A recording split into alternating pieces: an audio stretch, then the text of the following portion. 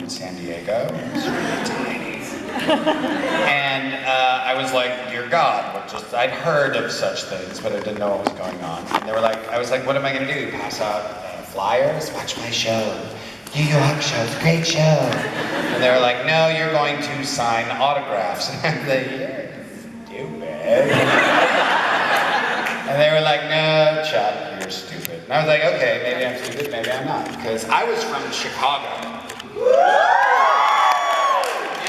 I was born here. I went to DePaul University. I started my career here.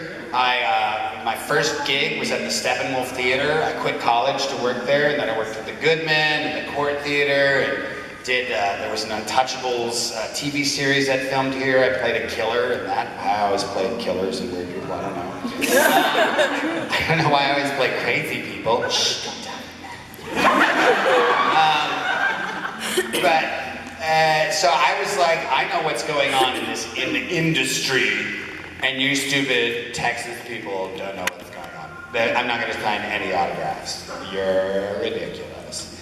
And so we got there, and they put me at a table, and they always queue the line up far away from the table, and I was like, see, idiots, there's no one here. And they were like, no, that is your line for autographs. And I'm like, why are they on the ceiling? And the first 5 or 10 minutes were really a little scary because I'd never signed an autograph before, and suddenly there was like 13-year-old girls who had been in line for 3 hours and desperately had to pee probably. They were like, and I was like, and they were like, find his tears. I'm like, stop crying. And they're like, he's angry. I'm like, I'm not Hiei, I'm Chuck. And they're like, you're Hiei. Okay, you win, I'm Hiei. And then after 15, 20 minutes, I got used to it. And I was like, oh, these are just all my friends from junior high and high school. These are all the people I used to hang out with. Just now the series of network of tubes called the internet allows them to connect their, lives together, and they can all meet in the same place and talk about stuff they love. Because back in school, in my day, if you wanted to play Dungeons and Dragons, you had to be like, shh, do you think Bob wants to play D&D? I don't know, man, should we ask him? I don't know. What if he doesn't, what if he thinks we're stupid? I don't know. So you think of different people who might want to be geeky with you, and you approach them, you got them kind of cornered on the playground, you're like, do you like elves? Elves are cool. Do you want to play this game? It's totally pretend and you use dice. Yeah! Come on over Friday night, we're gonna stay up for 27 hours straight drinking lots and lots of Mountain Dew. Dude, that sounds awesome. Can I bring Larry? Sure! Bring Larry. And then suddenly you got, a whole group of people to play D&D with. But it wasn't like you could just get online and talk to people. You didn't know that the 16 of you in your tiny little town north of Milwaukee called Mequon, Wisconsin, you were there by yourselves, and you thought you were the only ones who did this. You didn't know that the whole world was populated with nerds. And that eventually, when the internet connected all the computers, which were owned by the nerds together, that eventually the world would be ruled by nerds, that we rule it now. I mean, we've essentially taken over, there's 15,000 of us here, we've taken over O'Hare. If we wanted to, if someone was in charge and could lead us there, we'd be like, let's shut down O'Hare by walking towards it. The controller would be like, I think we have a problem. There's 15,000 really kawaii people. They'd be like, shut down, shut it down, shut it down. Lead us to do that. We only got about 200 in here. That wouldn't do it. We'd just get arrested. It's no fun if you get arrested. It's more fun if you just cause an international incident. But I'm serious, we take over whole cities now.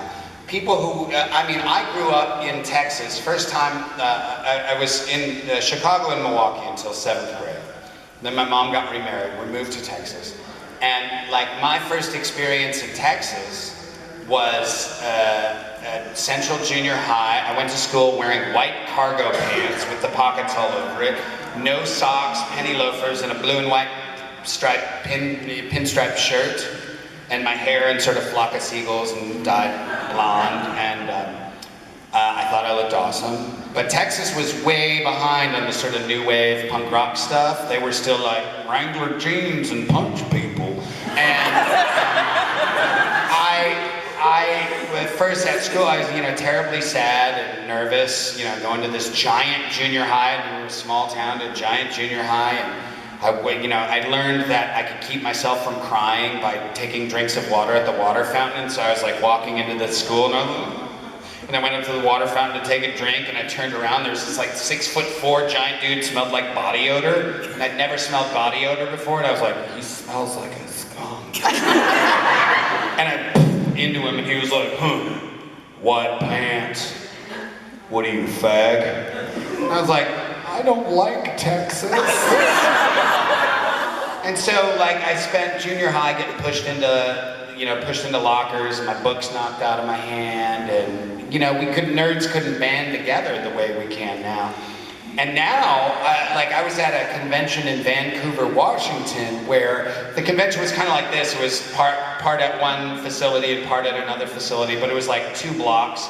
So the 2 blocks was strewn with, cosplayers just walking from the dealer's hall up to panels over here, or back to some event happening over here. 2 different hotels, 2 different sort of convention centers attached to the hotels. And at one point I was walking back to my table in the dealer's hall, and this truck with dudes, shirts ripped off and hats, and they drove by and they're like, faggy nerd, fags, out the window, and I'm angry. I was following them with my eyes, all mad, and then I turned around and realized, do you guys realize everybody has weapons? If you stopped, you would be stomped so hard by a bunch of No, actually, you know what? You wouldn't be stomped by ninjas. What would happen is some cute little Lolita would walk up to you with kitten ears and put them on you and be like, here you go. And you'd be like, you stupid faggot, why? And you'd be like, let go of your anger, come with us. We want you to play Cards Against Humanity. And they would be like, oh, yeah, all right. Can I wear a skirt? And they would let go of their anger, because whatever it is that causes people to think they're separate from one another, to think that somehow I am me and you are other, instead of us all being part of one giant family, whether it's, gay marriage is stupid, gay marriage is awesome, whatever it is that black people are stupid, white people are stupid, whatever we imagine separates us, doesn't really separate us. We're all like a living organism on the earth, and we're all connected. And they're starting to show scientifically that we're connected. One of my favorite things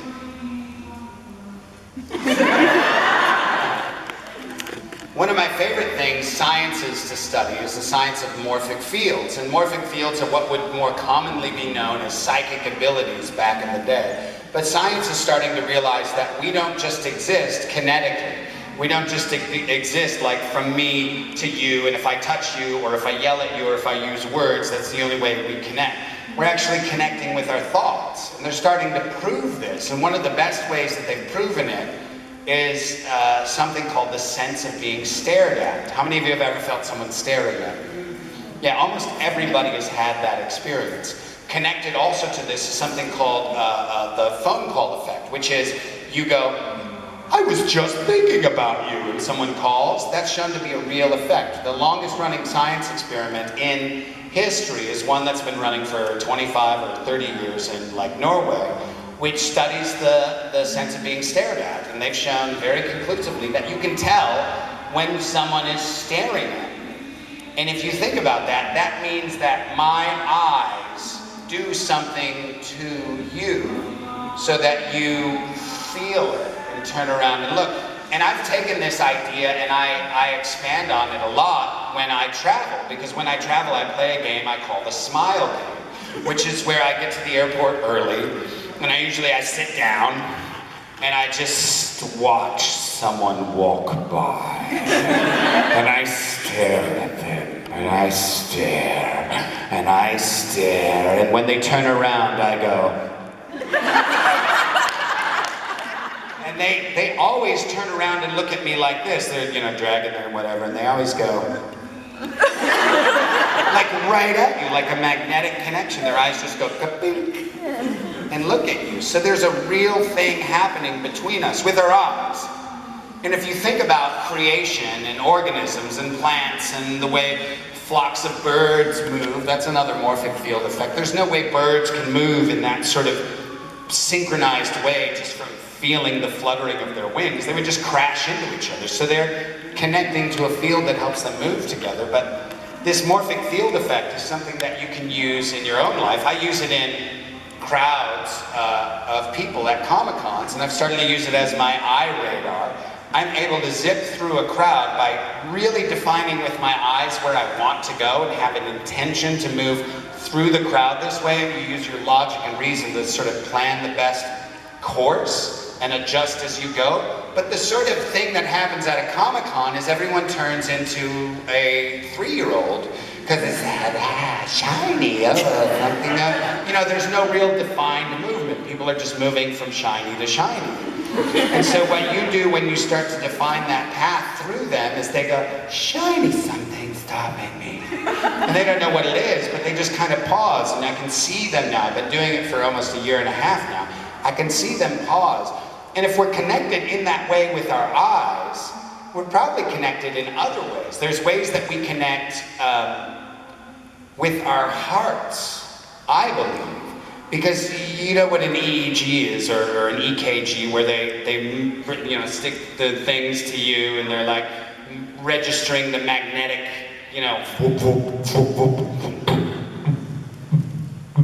of your heart. And, they stick it to your chest and they measure it. Well, there's a dude at a conference, a science conference I went to, who was like, nobody's ever really measured the magnetic field of the heart. So I went into the high plain deserts of Colorado where there's no electromagnetic interference, and I started measuring this dude's heart. And I, zeroed out from my own measurement, and I measured his heart magnetic field, and I took a step back and I measured it, and I took a step back and I measured it. How far do you think he went before he could not sense the heart's magnetic field anymore? 20 feet? 30 feet, a mile. He stopped at 2 miles because he was tired of walking backwards. Most people, there's some people who have tracked it out to about 10 miles. So your heart creates a magnetic field that is 10 miles wide. And if you think about that in terms of like a video game, like it would be that would be your aura around your character, your sort of like sphere of influence. And I believe that we influence each other all the time. We take for granted how awesome an anime convention feels or a Comic-Con feels. Anime cons are better than Comic-Cons.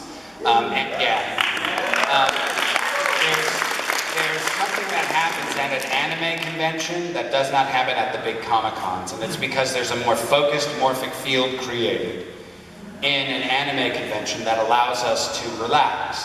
Because we're all sort of connecting in a way that makes us think, I'm okay, no one's gonna judge me. There's little judgments, there's little things that happen. There's people break up and Tommy left me and you cry or whatever. Or my cosplay is horrible, oh the ear broke or whatever. There's stuff, there's emotional things that happen. But in general, even when you have something bad happen at an anime convention, you feel very supported and protected. If someone's crying in a hallway, they're not gonna be walked past. There's gonna be 20 people that stop to see what's wrong. Before 2 minutes pass. Everybody feels connected because we sort of engulf the same morphic field. We sort of engulf the same morals and principles, which say, I can't judge you, I'm wearing a mushroom costume. So there's no judgment. There's no way to judge anybody else. And you end up being like, oh, okay, I guess we should do what that dude Jesus said and really, really, really not judge anyone. Not practice a Christian religion that says we don't judge anyone within our Christian sect, but you really can't judge anyone. You don't have the right to be standing in judgment over anyone, which is what I believe Yeshua, Jesus, came to say. Not that this is a Christian thing. This is the last thing I thought it would be. But like when you talk about the great thinkers, the great philosophers, the great lovers of humanity in the world, the ones who made great change, they were the ones who said, no, you need to walk a mile in someone else's shoes before you can say, I truly know what they are thinking. I truly know why they are bigoted, why they are prejudiced, why they hate me, why they don't like my costume, why they think anime is stupid. So even when that idea of loving the enemy comes up, that's because the idea of a morphic field is that we are depositing our memories into a sameness that we all draw down from. The best experiment that they did on this, and this will give you an idea of what it is that they took an artist, drew a painting where you could see 57 faces, if you knew where all 57 faces are. But if you just looked at it generally, most people saw 7 or 8 faces.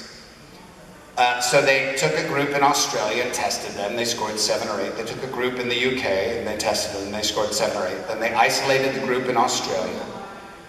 And then they broadcast on UK television how to see all 57 faces. And then immediately tested the group in Australia, and they scored 34, 35, 36.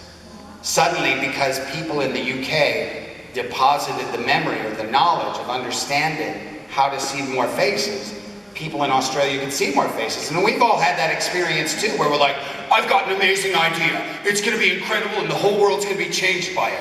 I'm gonna have a box, and it's gonna be red. I'll call it a red box. It'll be filled with DVDs. It'll be like a vending machine, but Blockbuster. And then like a month later, you see it and you're like, wait, that was my idea. Because we all draw down so that when you think of someone or when you think of your reaction to someone and you think of how you're connecting that memory, any thought I have becomes the thought of all humanity. Any love I have becomes the love of all humanity. So when someone responds to you with hate or anger or bitterness or resentment or judgment or you look stupid or you look fat or I don't like the way you look, when you respond to that with something called love or something called smiling or something called, oh, poor thing, you deposit into the global sort of, cloud memory system that we're all attached to. You respond to something that's angry with love, and then you end up being part of the solution instead of part of the problem. I know it's a big temptation sometimes, and I've had the temptation. I know what turns Mr. Hand into Mr. Fist. But the temptation to respond with anger is always there, but if you can always respond with kindness, which is what I've learned from animal conventions, from you guys, that, the way to deal with life is just to respond with kindness or cat ears or, candy. I don't know how I went on that giant monologue, but it just sort of happened, so I let it happen. But I'd like to open it up to you guys for more questions or more discussion if you want. Yes? We were talking earlier, and you play a lot of mad scientist characters. What do you mean? I was just wondering why you think you get so many mad scientist roles, and also how you try to differentiate between them as some characters. Yeah, the differentiation comes a lot of times in the writing. Like, I know Hiei and Dr. Stein can sound similar, but their characters are written so differently that you can tell the difference in the characterizations. Why I get cast as mad scientists or broken characters or evil people is because my heart is made of black coal. No, it's because I have a tendency to love or an affinity or an ability to understand why the bad people do what they do. I enjoy trying to figure that out. Like, they don't think they're bad, they think they're doing good, and it ends up being bad. Sometimes people are just freaking jerkwads and trying to do evil. But for the most part, evil people think they're doing good. Yes? You said that you kind of take on a physical embodiment of the characters you voice. You're kind of a medium height man, so how did you personify the short appearance that is he?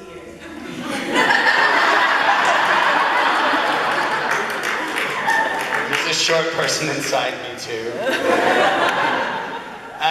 You know, we all have frustrations, and that's just a frustration. It's like not being seen for the power that you have is what Hiei was feeling with the shortness. So like, or a character like Ed, you know, like not being seen for the power that you have. When the interesting thing is that the secret is that when you're not seen for the power that you have, you just need to deposit that in your ninja satchel. Because as a ninja, the best thing is to be seen as weak, or not a threat, or invisible, so that when you need to act, you can strike. The most powerful people I've ever met, I've met some incredibly physical machines of destruction. People who are, you know, umpteenth level black belts in 20 billion different martial arts. And the higher I've met, the higher level sort of physical assassins I've met, the more kind and peaceful they are, and gentle. And that's because you would never expect them to do anything. And I've had the pleasure, I say pleasure, of seeing one of them having to subdue someone at a party one time, a giant party, and someone got out of hand. He had to physically subdue someone, but because he was the kindest, simplest, most unassuming person there. And when he had to strike, it was like seeing a snake. Just like, and shit was over quick.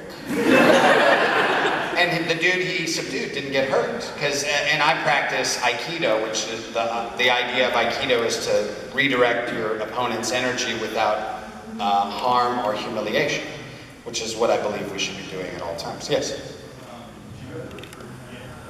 I don't want to say forget, but like someone asks you to do a voice, and it's like you haven't done that character in so long, and it's like, I don't really. Yes. Luckily, a lot of my characters sound like me, and so if I'm embarrassed and I just don't want to admit that I'm embarrassed and I don't want to humble myself, I will just kind of throw out a generic Chuck voice. Be like, yeah, this is the character, and they're like, yeah. Because I've done it for so long and done so many different characters, it's almost impossible to remember them all. Yes, her ladyship here. Yes. Do you mind if I use the Chinese voice? Sure. Alright. As Austria, how do you feel your love for pianos? I love pianos because that is where Chopin's best work comes from.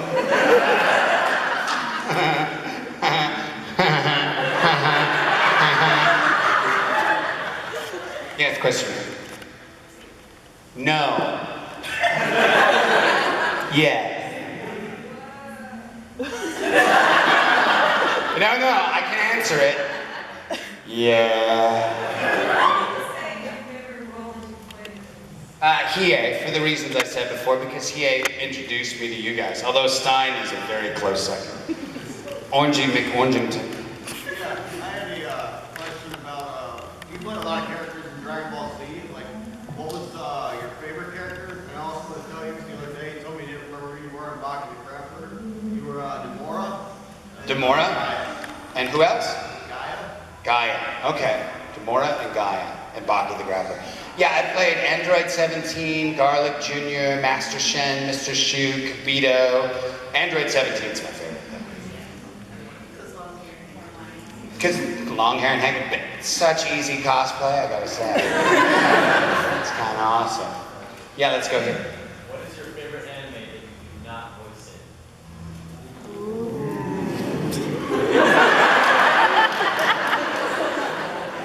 Akira. Akira is the movie that made me that mind blown. And it was one of those where it was like, oh, wow. Stories. Explosions. Giants, vistas, and fighting. It was kind of amazing. Yes? Have you ever read any of the manga that your characters are based off of? No, I really haven't. Occasionally people will show me at conventions. If I had a superpower, it would be to stop time. Because what would happen is I would be like, you know what I want to do for the next 3 weeks? All of Shakespeare. And I would stop time and just study all of Shakespeare for 3 weeks and then start time again. And then I'd be like, you know what I'm going to do now? One Piece. Stop time. 4 years. and I'd never finish. But yeah, so I don't have, and it's not only that, but manga, comic books, graphic novels. For whatever reason, my intellectual visual makeup does not allow me to read those with pleasure. Like, I know people who are comic book readers and they're like, and they just devour through them. I get to a comic book and I'm like, picture and word, other picture, different word. What is happening? Picture should move.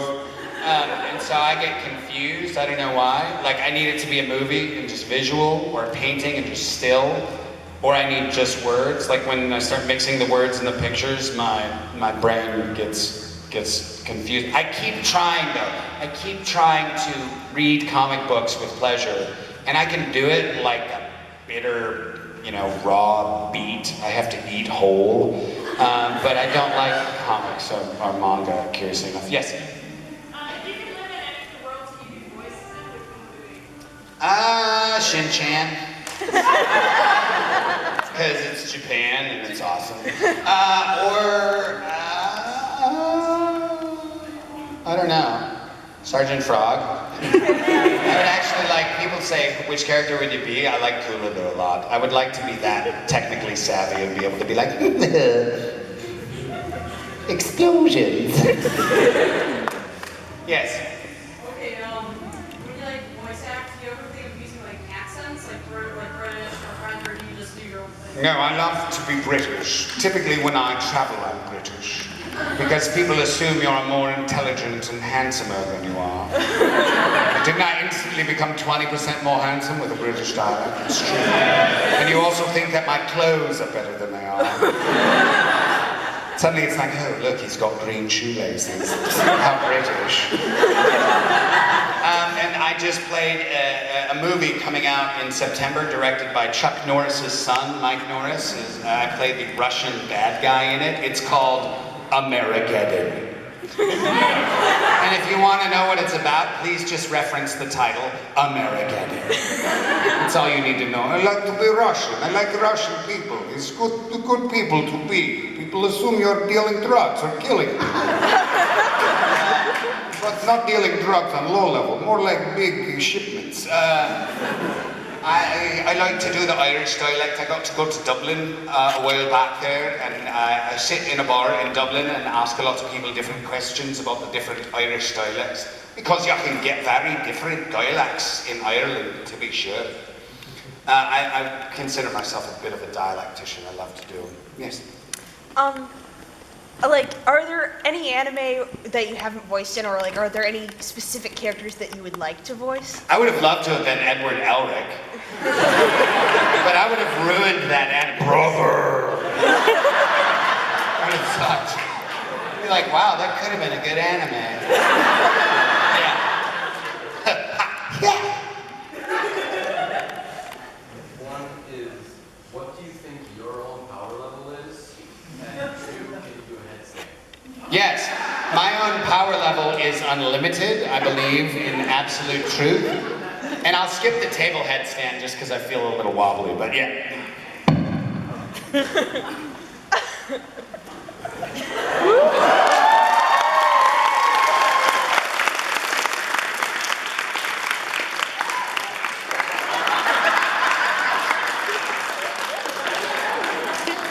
Oh, thank you, that feels so good.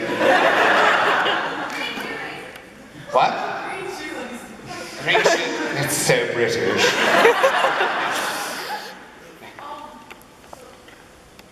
Never mind. No.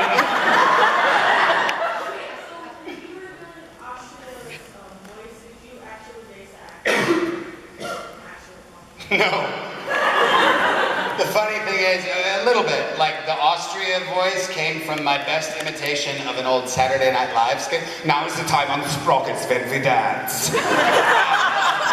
Sort of started there and got a little more Nelly. Now is the time on the sprockets when we dance. And one of my favorite things to do, because Arnold Schwarzenegger and Austria are both Austrian, so I'm like doing Arnold lines as Austria.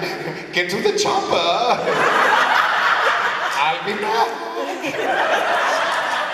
But it's not really Austrian. I actually had the pleasure of meeting several Austrian people, and they're like, your accent is not really Austrian. Well, it's kind of close. They're like, it's very funny. Yes? I was wondering, has this doing voice acting had like an effect on friends and family? Like, what do they think of it? Have you showed them like some of your work, like some of the you've worked on?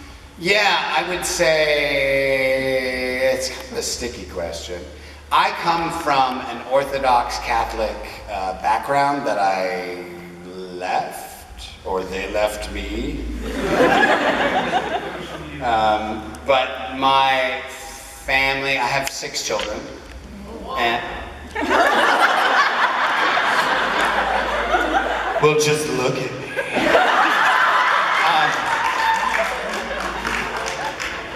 Pass on the cheese. No, I'm keeping these.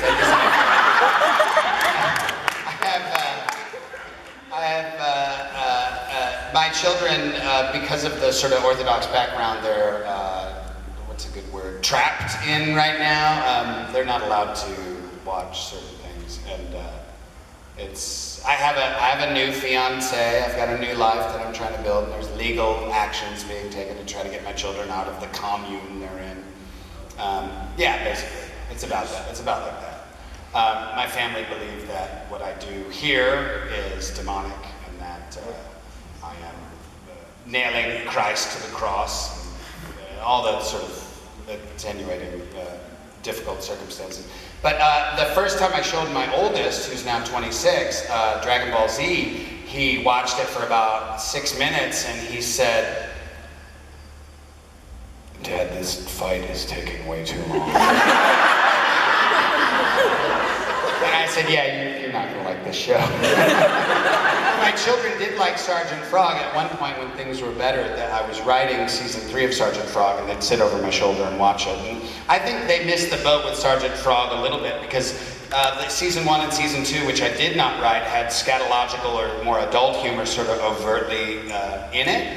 And season 3, I told Jamie Markey when we were writing it, I said we should go for Veggie Tales or Pixar, some sort of like humor that adults can get, but will go over the children's head, but really good humor for children as well, so that both adults and children could enjoy it. And I think that's where Sergeant Frog was supposed to land, and they kind of missed the boat on it. But my children like Sergeant Frog, especially Tamama's line, "I propel myself by farting."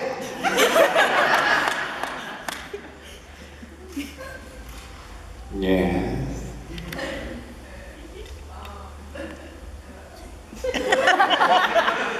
You're gonna get a nose noise.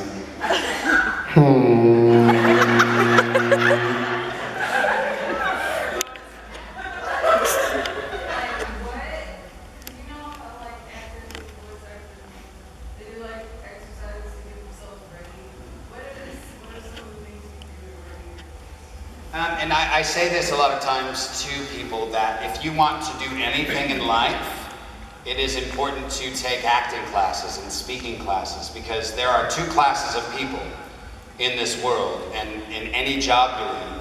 If you can speak in front of people, you're a different class of person. You will rise in your profession much more quickly. One of the simplest things, and because they've done studies on the human body, the most stressful thing you can do to the human body as an occupation is to ask it to land a $40 million aircraft on an aircraft carrier at night in the middle of the ocean.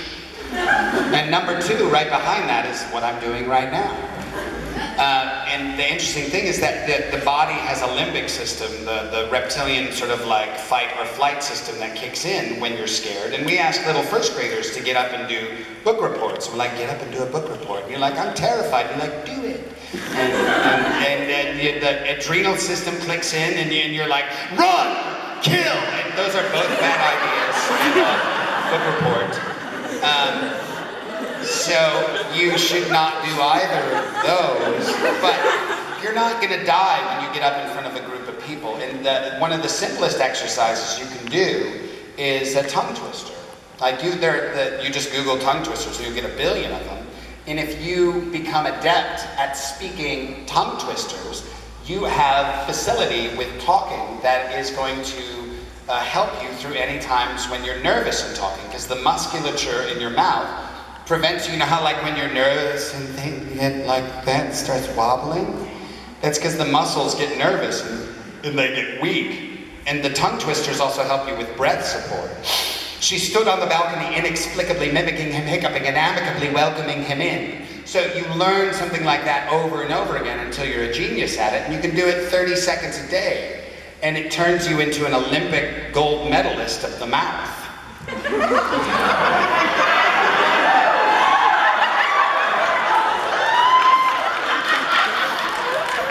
I did not intend that to be sexy. But a great short tongue twister that you can take away with you today is Peggy Babcock. Let's try that, everyone, 3 times fast. It'll sound like this, don't start yet. Peggy Babcock, Peggy Babcock, Peggy Babcock. Ready? And? Peggy Babcock, Peggy Babcock. You all said Pebby. I heard it. Everyone said Pebby Black knock on the pot. So you practice it. When you practice a tongue twister, you start it as slow as you need to. Peggy Babcock, Peggy Babcock, Peggy Babcock, Peggy Babcock, Peggy Babcock, Peggy Babcock. And the more sort of strength you give to your muscles in terms of the fricatives like that, the better you're going to be at speaking when you get nervous. Yeah, all the way in the back. Do you ever feel bad when Kara treated Doro like crap? No. Because I'm Kululu. I do. Kululu is a straight up psychopath.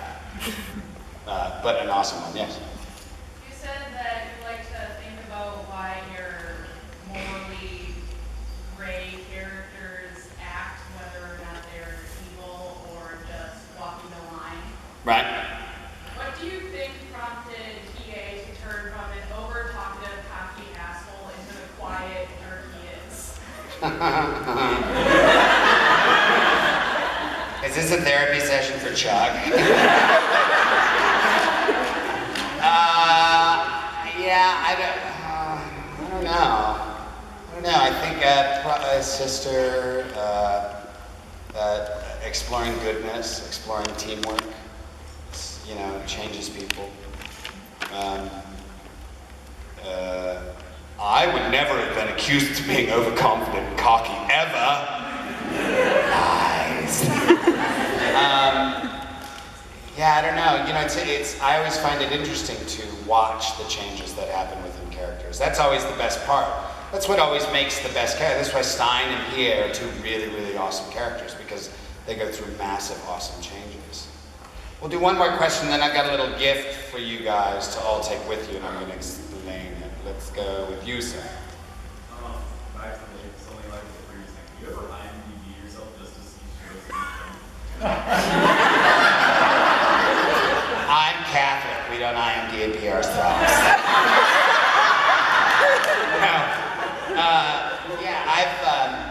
I check my IMDb. I keep trying to sign up for I signed up for Pro, and I still can't get my headshot to upload. I don't know. Sometimes the internet befuddles me. We'll do one more question. Yes. What is your favorite moment working on any anime you've ever done? Any anime I've ever done, favorite moment. I don't know, there's too many.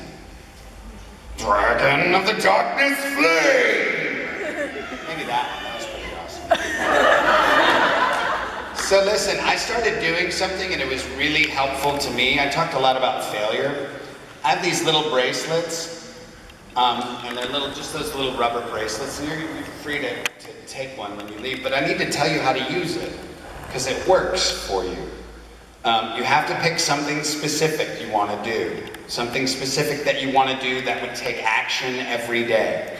Whether it's working out, writing your novel, whatever it is. Something that you need to take action on every day. You start every morning. This bracelet says, you're going to fail.